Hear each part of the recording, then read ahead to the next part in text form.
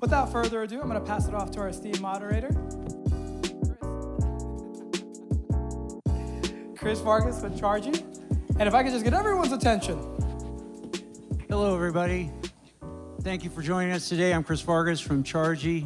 We provide electric vehicle charging infrastructure for apartment communities. We've built out over 1,000 apartment communities with electric vehicle infrastructure, and 90% of that has been paid for by incentives. So just remember that when you're out there looking for electric vehicle charging, there are incentives, but that's kind of a hill to climb. With Southern California Edison, they provide $430 million for electrical vehicle infrastructure for apartment communities.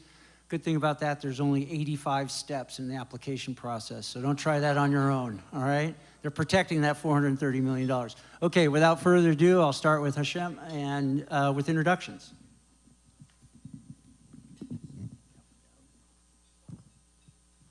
Hi everyone, my name is HACHEM DOMLOJ. I am the president and CEO of CIVE, a design-build firm based in Houston. We've been around for 19 years. We've been serving the multifamily industry for the last 6 years, I believe. We do a big variety of type of projects other than multifamily, but recently we've been focusing a lot since this is the trend, and currently we have over 1,000 units under construction in between Dallas and Houston market. Good to see everybody today. My name is Will Duncan. I'm a managing principal at WDG Architecture. We're an 80-year-old national company, but our Dallas office has been open for about 25 years. And we've done, I think recent calculations, about 70 multifamily projects in that time. So we're real excited about that. My career has been focused in multifamily, mixed-use development, and master planning, urban development, and entitlement processes. So look forward to our conversation. Howdy. Good afternoon. Jason PALMENBERG, Chief Technology Officer for Centric Infrastructure Group. So that company, we have two core businesses. One is our regulated gas utility, which is Centric Gas, goes to market under Unigas. And then we also have Centric Fiber, ISP, enterprise network, everything in between. So from a facility standpoint, we operate across the entire state of Texas, so Dallas, Austin, San Antonio, Houston, a little bit in Florida as well on the internet side. Currently have infrastructure on the ground, engineering or operating about 250,000 lots. So get to see a wide breadth of multifamily, single family, build to rent, and the whole spectrum in between. Good afternoon. I'm Nick WILHELMSON with RangeWater Real Estate. I oversee Texas from a development perspective. We're based in Atlanta. I'm here in Dallas, and we are throughout the Sun Belt, out into the West, out in Denver, Colorado, Utah, and got in-house management, construction now, development and acquisitions. So, yeah. Good afternoon. My name is Drew KLASING. I'm the Managing Director for Development for Waypoint Residential. We basically do everything that Nick just said. We started out the company about 11 years ago. We've done roughly $6 billion of transactions. Started out as an acquisition company. In the last probably 24 months have transitioned to just pretty much pure development. So we're just doing Class A market rate development. We've got about 3,500 units under construction today in the Sun Belt, and then probably another 4,000 in the pipeline, which will start over the next probably 2 years or so. Thanks. Good afternoon, everyone. I'm Mark Farrell, president of Presidium. Presidium is a Texas-based real estate company. We're currently located or do developments in Texas, all of Texas, Florida, Atlanta, Santa Fe, Phoenix, Portland, Maine. We're looking to get into Colorado, DC, Nashville. We currently have about 2,500 units under construction. Probably start another 1,500 by year end. We have about 13,000 apartments. And we have 3 large mixed-use developments in Austin entitled for 20 million square feet. All right, thank you for those introductions. We're going to start off with a pretty broad question, and Mark, I'll start at your end. Is, what types of multifamily products are in the highest demand right now, and don't tell me it has anything to do with a lazy river. All right, I'm done with that. Why not an active river? I come from California. It seems like an active river would be good, right? No? I'm not hearing that. All right, go ahead, Mark. All right, Chris, thanks. I'm not smart enough to tell you what is the most desired apartment. They all are. I mean, candidly. I mean, what product type isn't working? It's just a tremendous time. Costs have certainly had an impact on things. A few years ago, talking to institutional investors, it's like, I want glass and steel. Don't bring me this other stuff. And now it seems like institutional investors lately they like the surface part.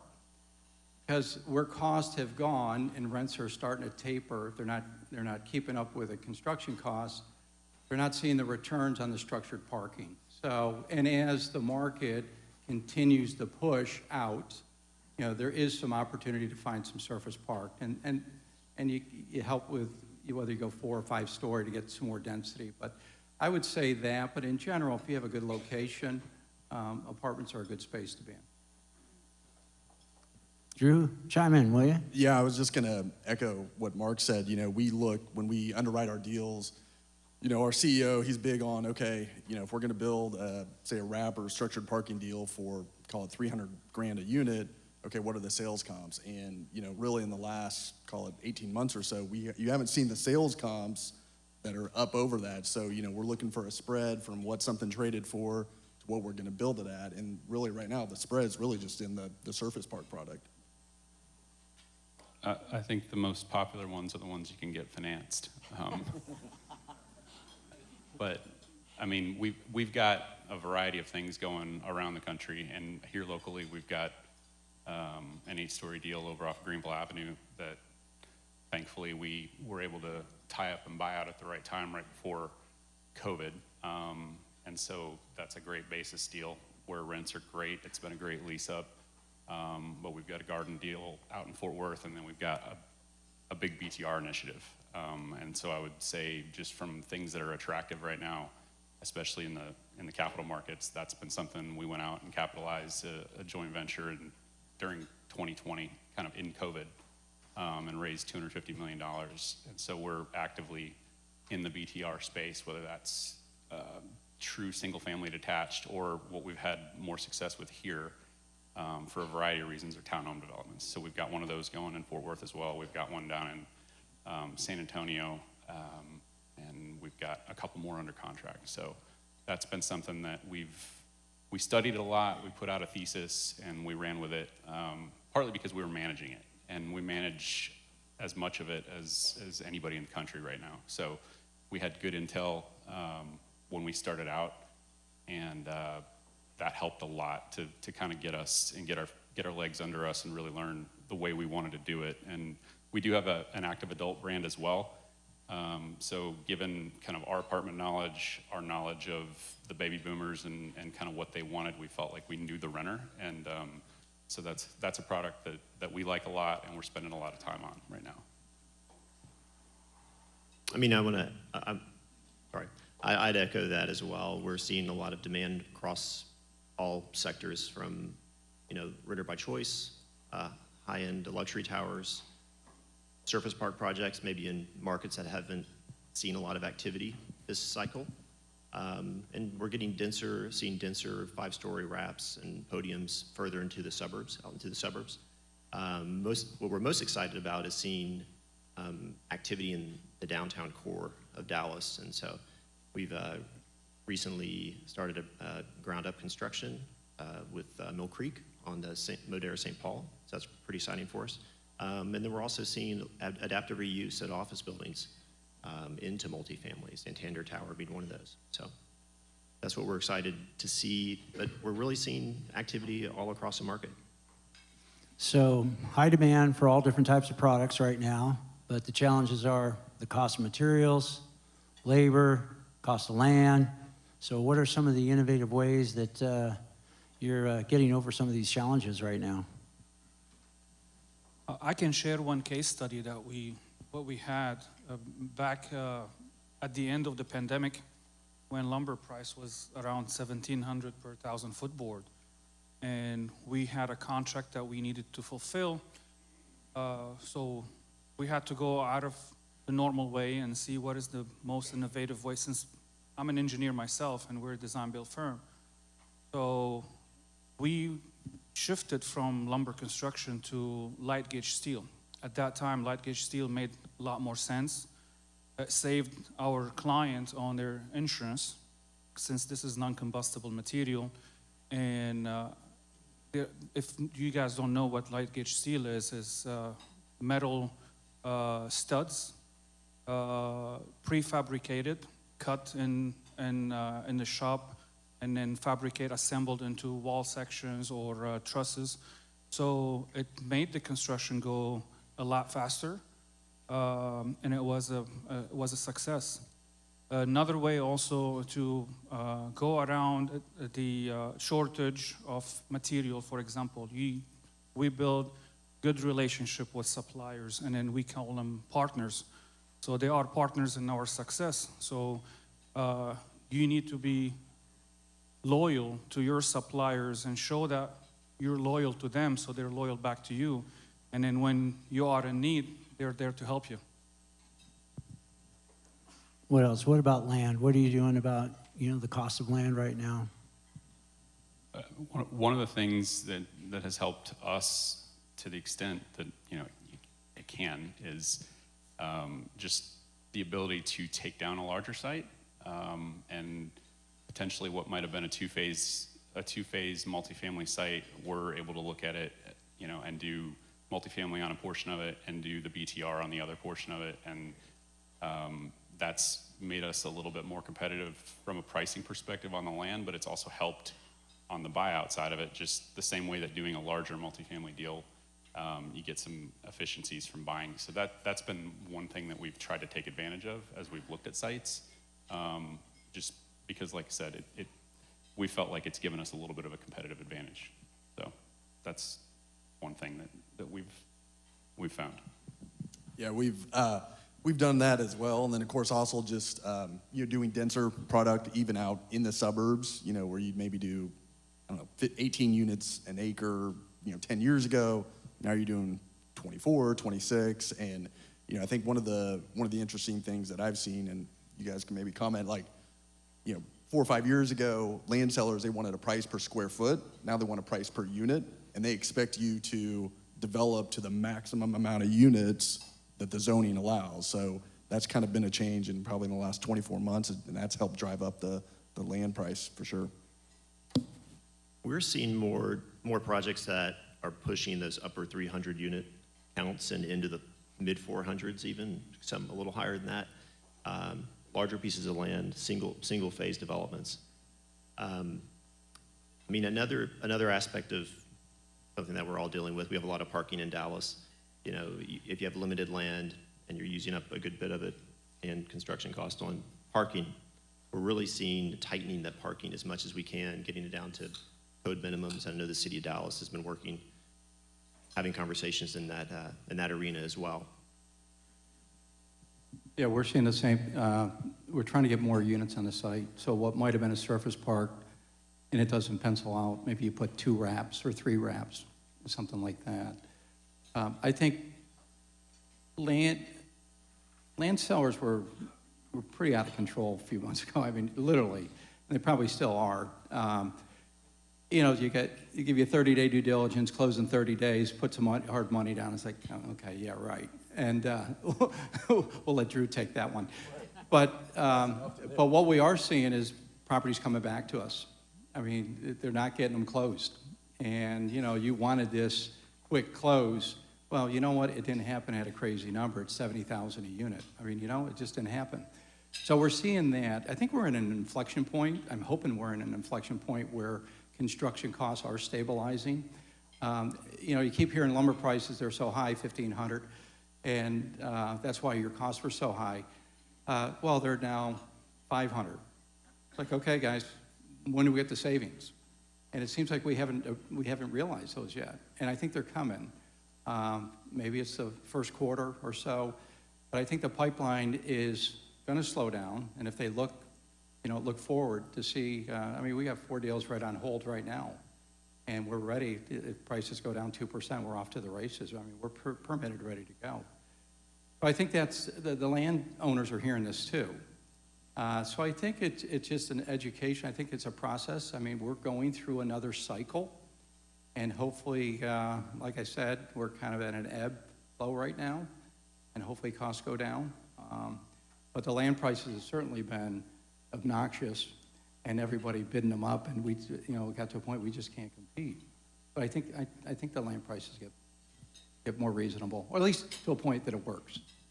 The last thing I'll mention, we're also seeing more interest in load-bearing metal stud construction in Dallas. I know other markets have had a history with that. Dallas, it's a newer in Dallas. We're such a concrete town, but they get more density than wood, but without the cost of post-tension concrete. So that's something that we're seeing a lot of movement in. Okay, the other question in here is, and how do you innovate here, is it's labor, and if it's first it wasn't the Great Resignation, and now it's all those quiet quitters. Any quiet quitting here? Anybody doing that? Knock it off, all right? So tell my kids, knock that off. So, Jason, even starting with you, a technology company, what are you doing to attract labor right now?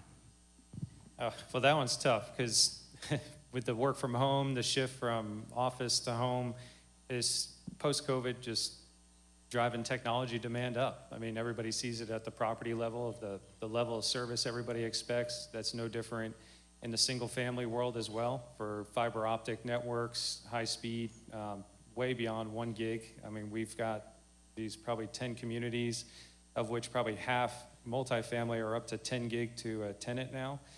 So when you start getting into that level of technology that you would normally find in, downtown Dallas in a commercial building or higher, that takes specialized talent. So it was already hard enough to get, crew and folks that can be that specialized to work on telecommunications networks.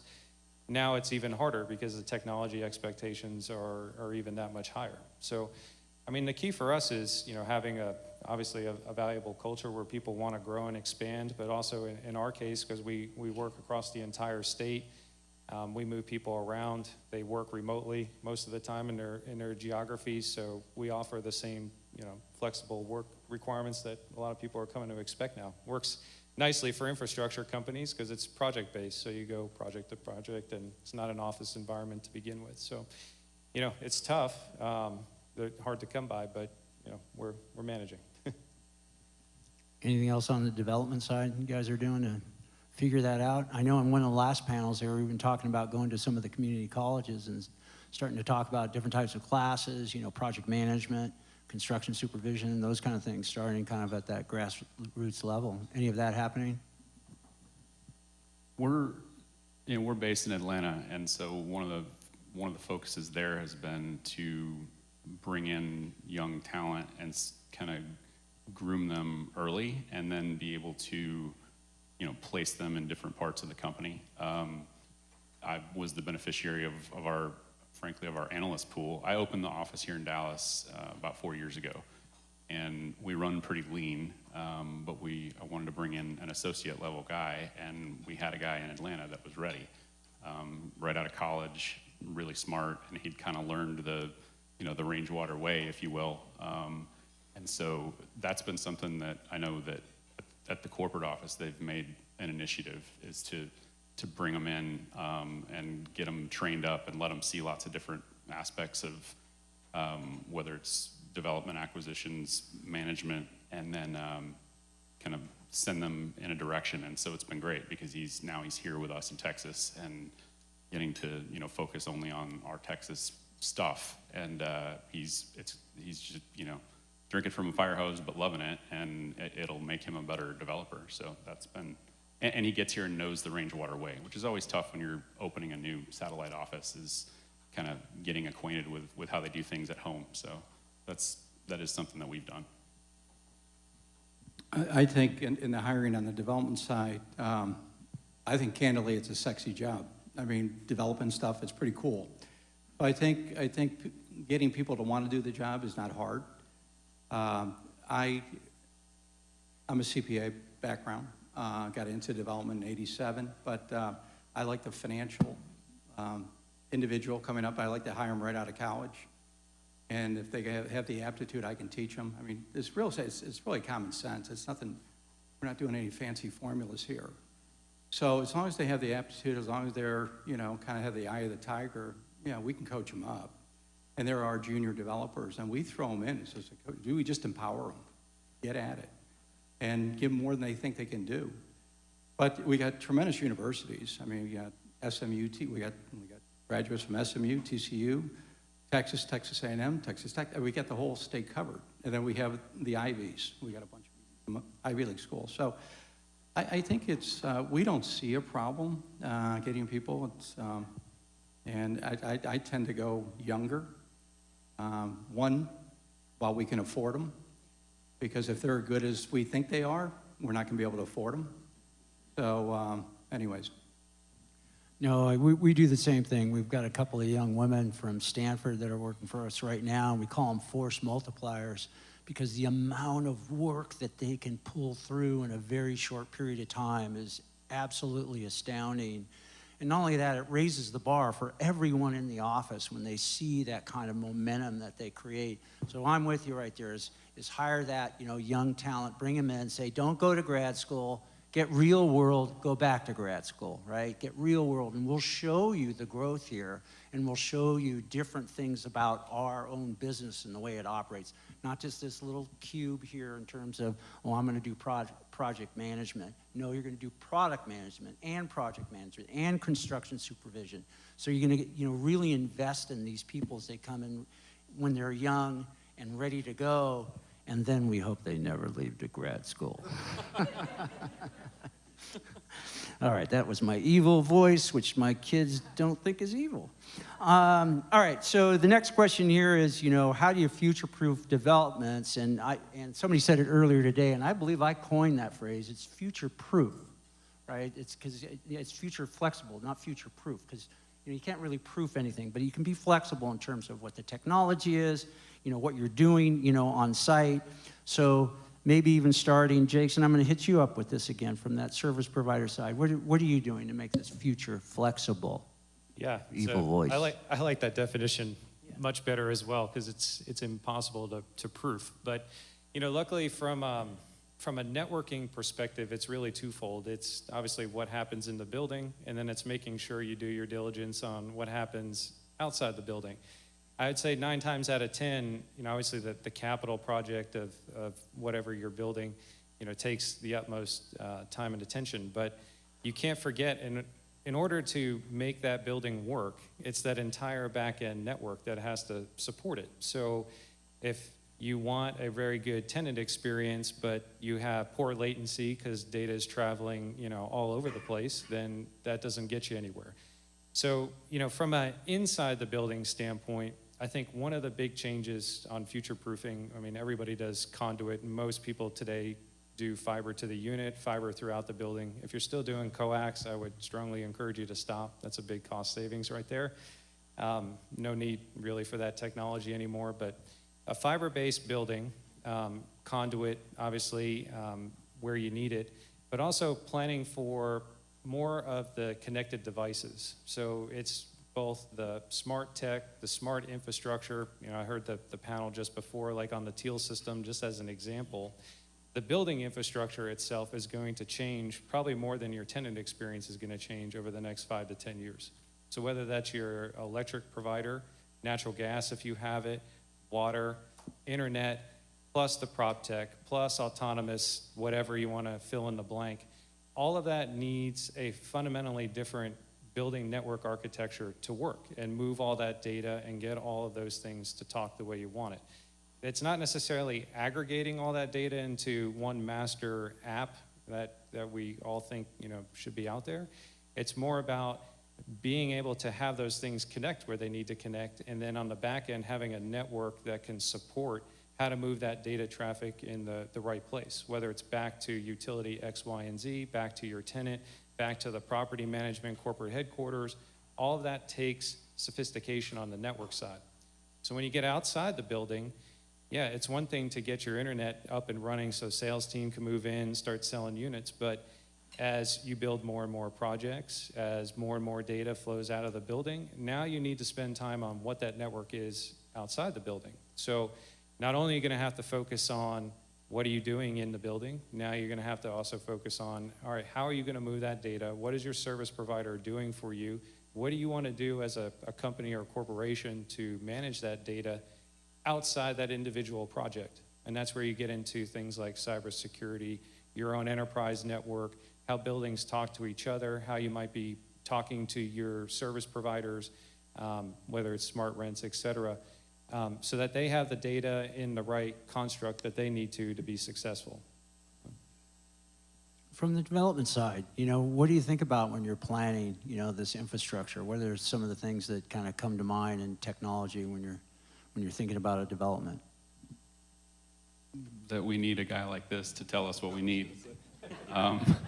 That's what we love to hear. I understand. You need a service provider. I understand about 25% of what he said, but what I know is that in order for you to be future flexible now, something that we used to talk about how great it would be if we could afford having Wi-Fi throughout the building, having fiber to all the units, you have to have it. So it's anymore, it's an expense that we plan on the front end, we make sure we've got budgeted, and you just have to do it because, I know how much of my job I do from my phone, and when people have good connectivity and they can be on solid Wi-Fi or they can plug in and they've got what they need, then everything we do anymore travels over, space that we can't see. And as long as you've done it right on the front end and they're going to be able to do that, and all of the utilities and all of these other things are going to have that backbone that he talks about, then it feels like, until, I don't know what's coming 10 years down the road, but this is something that I feel like has come on really fast,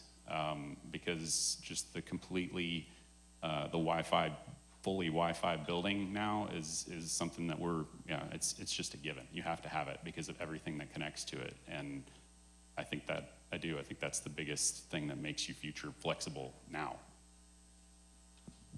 Well, I want to go back to the previous question on the innovation, since from the construction standpoint of what we want to share what we're doing. We teamed up with two companies. One of them is called Paris out of Germany. They're leader in 3D printing in Europe. And two architecture professors from Cornell University. This as an effort for research to see how we can benefit the multifamily construction. We started 3D printing the largest building in the United States, and actually is going to be also the tallest in the world. What we're doing is collecting data, and we're trying to challenge this technology to the max. We want to see what's the limit of this technology by doing a complicated design and see how we can implement it. We're doing two aspects. We're printing in place, and then also we're doing a precast or a pre-printed architectural features that we use into the building itself. But the main goal is to optimize this, the process and what we can get out of this technology, and then focus on how we can make this affordable so we can serve the multifamily, because there's always a need for speed. And then this is what we're trying to accommodate.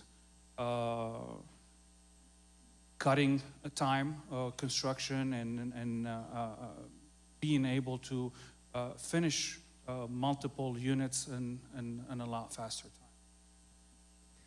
Yeah, the difference here in terms of the innovation in construction and, of course, technology, these things become like a utility that you're going to have these in the future, this speed to market.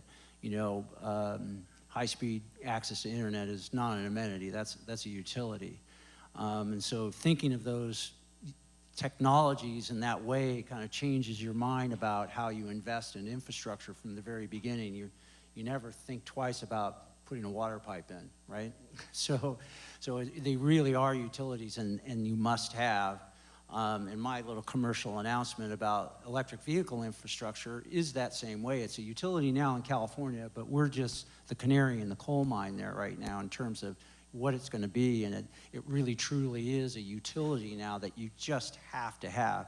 In Los Angeles, in apartments.com, they had 17 million searches in the first quarter for apartment communities, and the #3 search criteria was, do you have EV charging?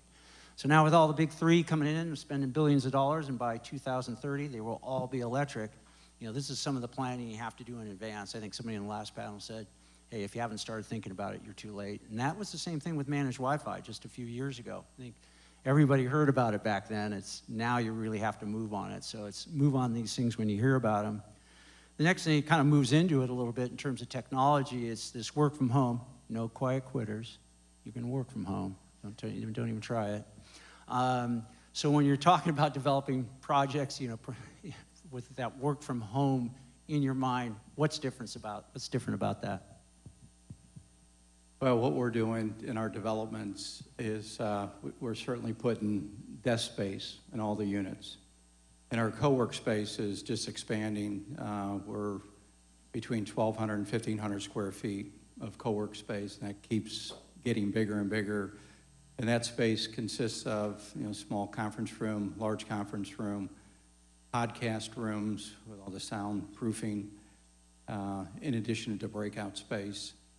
We want to take that co-work space outside. So, you know, beautiful days, spring, fall, you know, let them work outside. So just developing amenity space, outdoor space, that give you a little bit of privacy, but then also have the connectivity there, and whether it's Wi-Fi or whatever it is. So we're seeing quite a bit of it. I think everyone, the majority of the residents, they're at least one day home, if not more. So we're seeing more and more of that. And we're just trying to get them quality space to get them out of the apartment, because they really do want to get out of the apartments. I mean, it's, we got amenity warfare going on. It's just, everybody's just kind of turbocharging. I call it amenity envy. And I think it's important to really kind of focus on this space. To piggyback on some of those of Mark's comments, when we're thinking about those intentional, kind of thoughtful spaces to work from home in the unit, natural light's really important. And so we've started, you know, whether it's in some cases it's in the bedroom, maybe in the bedroom a little deeper or longer, so that you can have a desk space by the window. You don't really want to be back up against a corridor in this kind of weird 8x5 space with no natural light. How long are you going to really sit there and work? You might end up transitioning to the living room or to the kitchen island. In Nashville, I think the project's been finished for about 4 years now. We had a client who said, hey, we want to change up the one bedroom. How can we change up the one bedroom? And as most of you know, in the multifamily industry, one bedrooms kind of all look the same. But we said, well, what if we pull the bedroom off the exterior wall a little bit, create a large cased opening so that you're still getting natural light into the bedroom, and then create a desk space between the bedroom and the exterior wall. And then you can put blackout curtains on your bedroom if you want, because usually you're sleeping in your bedroom. Natural light's not as important, but you have that option to create it if you want. Or if you just need that extra space to be part of your bedroom, you have that flexibility. And we also, in those units, flipped the kitchen to be out on the exterior wall as well, so that the island and that kind of social communal space within a kitchen, or if you have friends over and you're hanging out, you're gonna be hanging out in the kitchen. You're not gonna be hanging out in the living room. But then that puts you, once again, by the natural light. So we kind of did a blend of units in those spaces, and those were all ready to go and pre-COVID, so I hope it served them well. But the other spaces and the amenities, and I think there are great partnerships like Craftwork that can come in and provide that kind of service in our project, Flatiron Domain. Craftwork manages the coffee bar and the co-work environment, and it turns into a revenue stream, I think, for the property. So, Yeah, I would add, you know, from obviously work from home, obviously you need technology. So I think about it in three, maybe four categories. The first category, to have effective work from home at a property, it has to be symmetrical speed. So that's where the fiber comes in. If you have coax, as many of you know, you get a lot of download speed, not a lot of upload speed. Well, why should you care about that? Well, if you're working from home, most of the time you're doing VPN to your company, you're doing Teams calls, video conferencing, probably a lot of voice call. All of that data is outbound data, upload. Coax doesn't work too well for that. That's why if you're doing it from your house, a lot of times you have call drops, you got latency on Teams and things of that nature. So it starts with fiber, just like you would find in your office or any commercial building. It's a fiber-based building. Most properties are there. The second gets into reliability, and I think that's where the biggest mind shift has happened probably over the last 2 years mostly, and it just continues. Most people have a residential connection, whether that's at your house, in a unit where you don't really think about network reliability, but at the same time, it's also why you don't pay enterprise level internet bills every single month, which are 3, 4, 5 times more expensive. Well, what drives the difference? It's still the same connection. And it gets to the reliability and the service level that you expect, or your employer or your corporation expects, which means your network can never go down. I mean, we have subscribers, they work at night. They operate, one of them operates a power plant remotely from his house, and he's on shift. If Don't tell us his address. That feels I'm not just secure. using it as Okay. a case example of people can't miss work. They're on shift. They have to be online, okay? If you go down, they don't earn their dollar. So it's not like going to the office. It's not like going to the job anymore. The expectation level is what I had at work now actually happens at my house. Well, telecommunication networks aren't designed that way. Your properties, in many cases, aren't designed that way.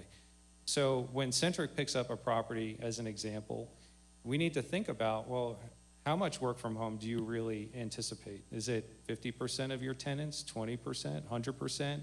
That based obviously where that property is going to be, but the network that supports that project now is far more important and needs a lot more thought than just, okay, let's get an internet connection and call it a day and everybody's got internet. The third category, I would argue, is the service side. So we talk a lot about hardware and the gear that's in there and Wi-Fi and things of that nature, but in reality it's the service. When you bring work home, you bring home all kinds of unique things on how to connect to your work, how to connect to your devices that your company is probably providing you, and more importantly, all the cybersecurity and security protections that your company has in place to be able to get to that data. Well, when you sit inside your house, you have to configure all that to work properly. And as you're roaming around in the multifamily world from your unit to a common area, that network architecture needs to be able to handle how corporate security policies typically work. So you can get through firewalls, how you can get your data to move in the most easiest way so your calls don't drop on Wi-Fi calling or your Teams calls work. All of that gets into needing that tech support, your IT department, basically at the building. So that's another amenity set that I think a lot of folks discount. Is it's one thing to have the devices, it's a whole other thing to be able to support work from home with an IT professional that's there, such as the communities that we serve and the projects we serve. We provide that resource to help people actually work from home and not have to figure all that stuff out on their own. Thank you for that. Well, that pretty much ends it for us, but I'm going to leave you with one thing. If you're going to do something today, have a meal with your friends, or your family, your loved ones, undistracted, right? And just ask 2 questions. First is, what's the best thing that happened to you today, and what are you looking forward to tomorrow? Have a great day, guys. Thank you. Thanks, Huge round everyone. of applause, y'all. Thank you so much. Thank you.